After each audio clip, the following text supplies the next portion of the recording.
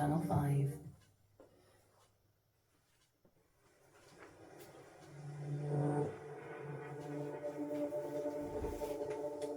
I've been here for 4 days now, completely alone.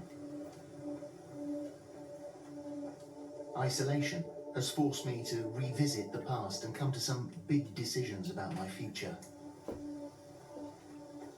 I don't think I want to do it anymore.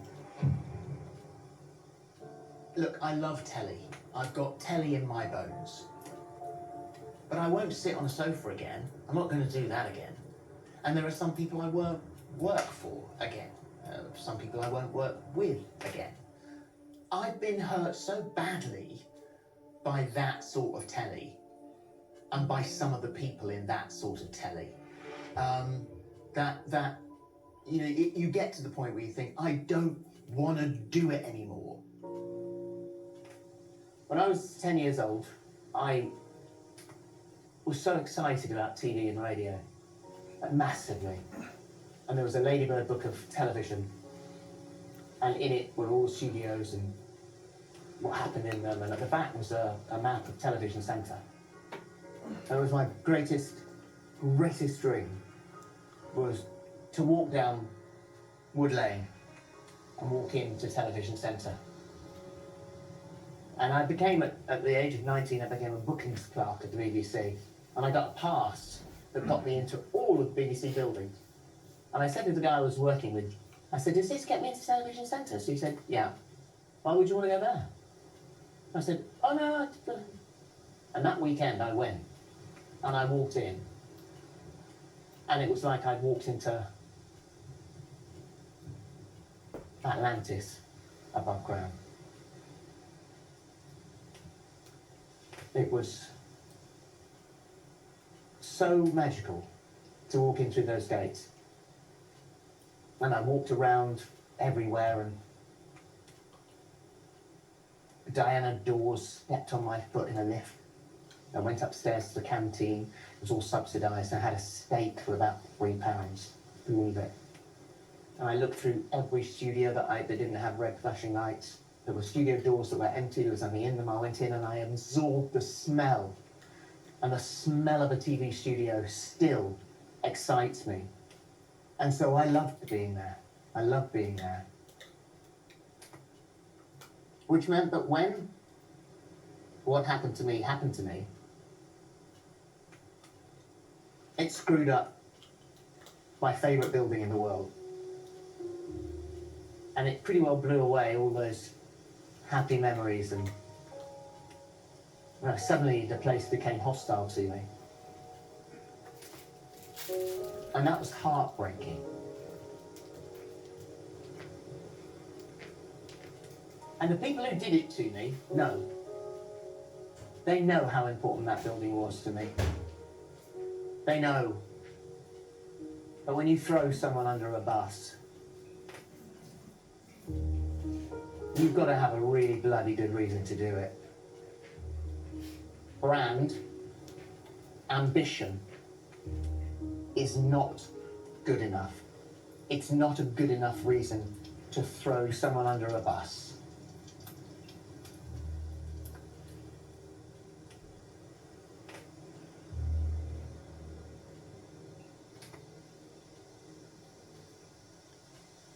So you go on the bonfire.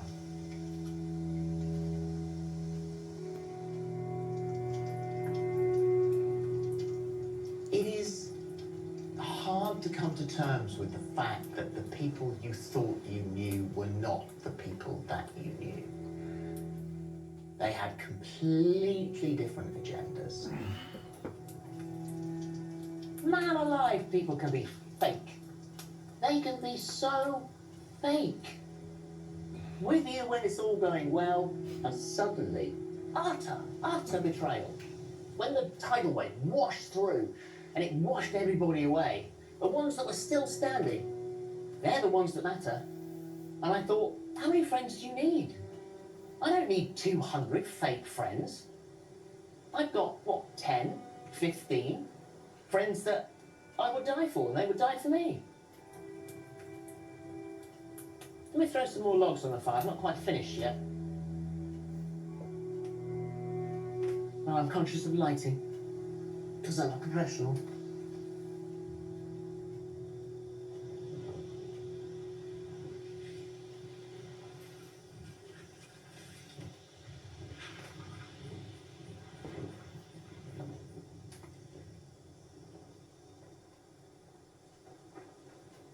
Don't get me wrong, there are a lot of amazing people in morning television. I was just thinking then as I was collecting wood, I think there are only 3 shits. One of them is a coward who never stepped up in Qgate. One of them is a coward because they never stepped up when I was being battered by that one journalist who thought I'd got them fired, but in fact it was the other person, this person in telly, that got them fired, but never said.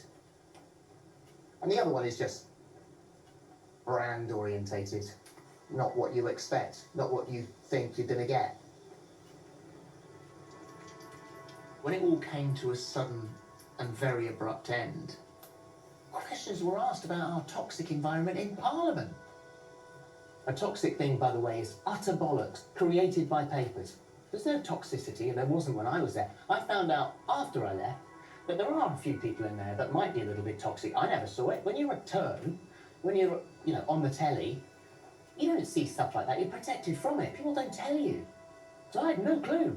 But yeah, there were, some pretty tricky people in there. But I didn't know.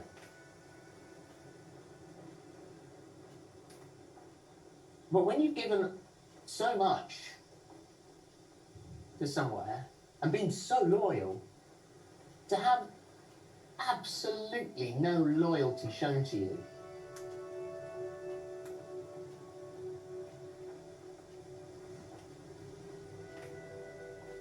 I know what I did was unwise, not sensible. But is it enough to absolutely destroy someone? Literally destroy them. I don't think I could have said sorry anymore. I apologised to people that I hadn't actually spoken to, and no one could be more sorry than me. In a state of panic, I even messaged my management to say, I understand if you have to let me go. I was suicidal. Like, literally, one more push and I'm done. And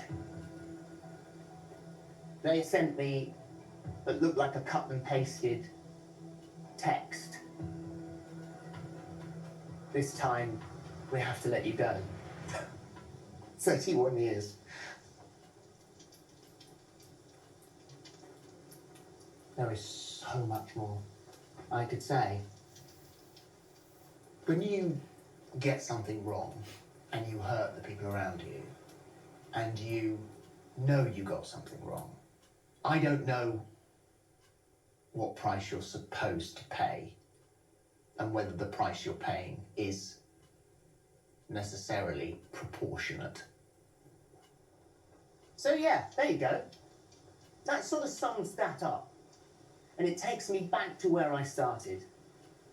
I don't want to do it anymore. I'll be slammed for this. Philip Schofield, mad rant. But the thing is, I don't care anymore. I don't care. This is me having my say as I bow out. And the good thing is, when you do a program like this and you do it just for yourself, you have nothing to lose.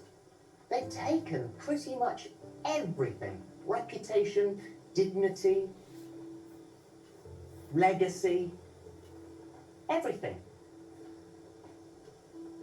Anyway, I'm not bleating, I'm just getting it off my chest.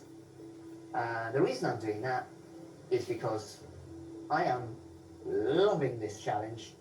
I am loving what I'm finding out about myself.